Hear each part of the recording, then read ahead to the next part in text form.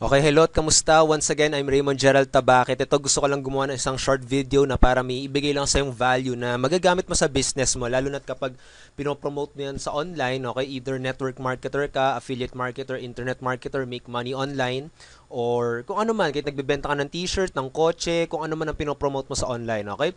So ito, gusto ko lang i-share sa iyo yung mga kung paano ako nagpo-promote, paano ako nagma-market online, okay?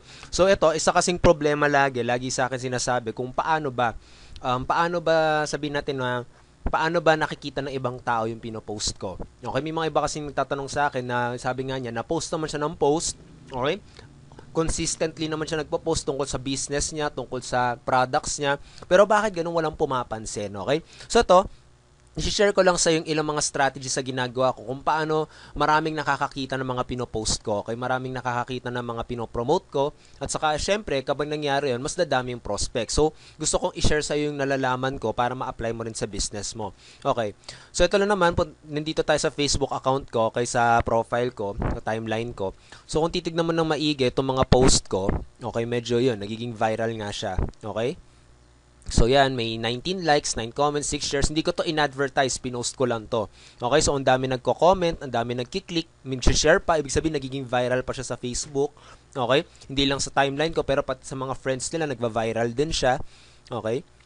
So ayan, ito rin, may comments, may 10 comments. So ang daming nagiging ano mo yun, nagiging viral siya, okay? So yan, sa mga iba ko pang mga post, ito mapupunta sila sa website ko saan makikita nila yung mga products and services ko, pero ayun, may mga value rin akong binibigay diyan.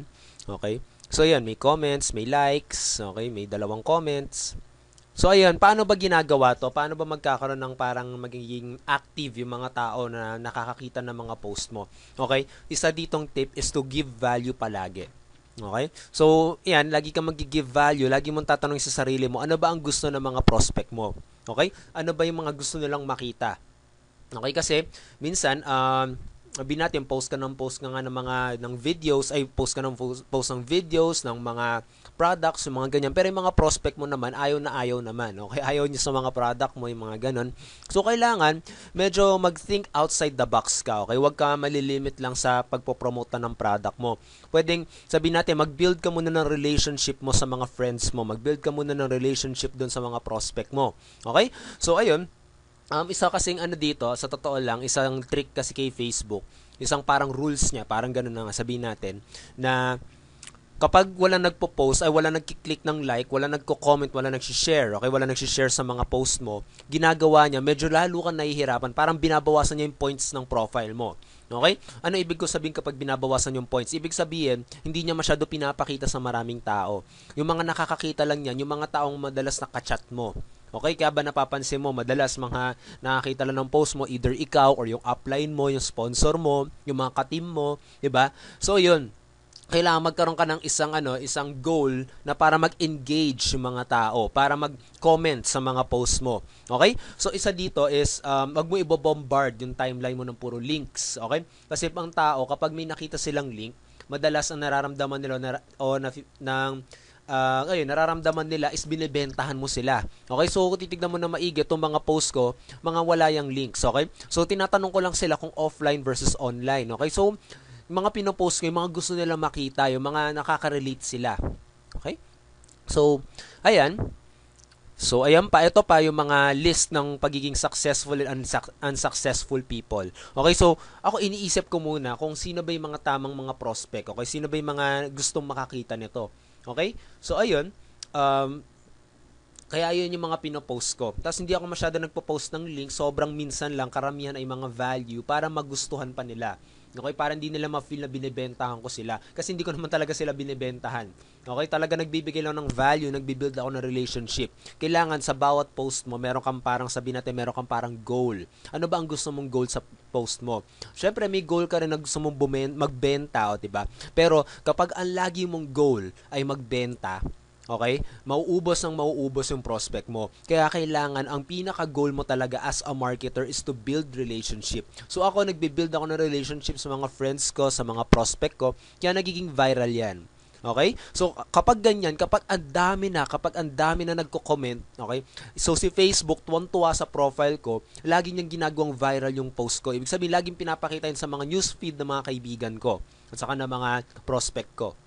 Okay? So, yun yung isang dahilan kung bakit hindi nagiging viral yung post mo, bakit walang pumapansin ng post mo. Kasi, baka wala kasing pumapansin talaga. So, lalo kang bumabagsak sa points ni Facebook.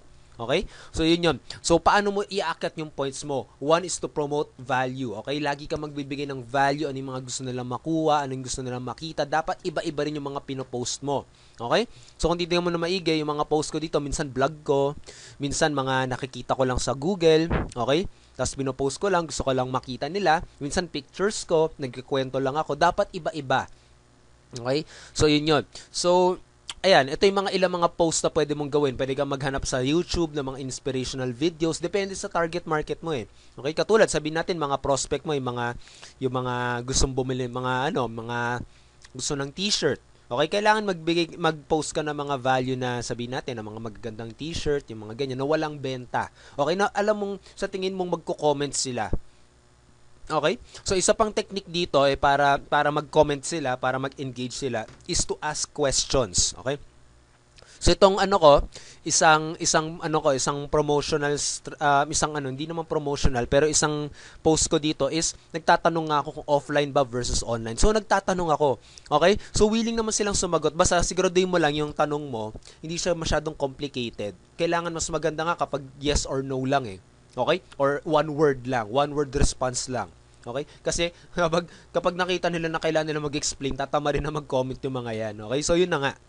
So I hope may naitulong to mga tips na to kung paano mo gagawing viral yan. So syempre, sana nakikita mo kung paano mo gagamitin to. So, syempre, yung mga post mo pwedeng maging ganyan tapos may link ka ilalagay dito. 'Di ba? Tapos kapag sinishare na ng mga kaibigan mo, syempre, mapupunta yan sa ibang mga tao. So, marami makakakita ng link mo papunta sa product mo. Okay? So, yun lang naman. Sana I hope may naitulong itong video na to. Kung nagustuhan mo itong video na to, click the like button, leave your comments below, share this content. Okay? Kapag gusto mong tulungan kita, okay, add mo lang ako sa Facebook, Raymond Gerald Tabaque. At tapos, kung pwede ka rin pumunta sa blog ko, marami na akong trainings doon, www.raymondgeraldtabaque at saka .com, okay? At saka I hope you click this fan page ko, Internet Traffic Coach. Sana i-click mo yung like page dyan or like button na yan para mas makapagbigay pa ako sa mga ilang tips paano mo gagawin yung business mo online. Okay? So once again, this is Raymond Gerald Tabaque. I hope talaga marami ako naitulong sa iyo sa video na to. Till next time ulit, have a great day, have an awesome day. Till next time, bye.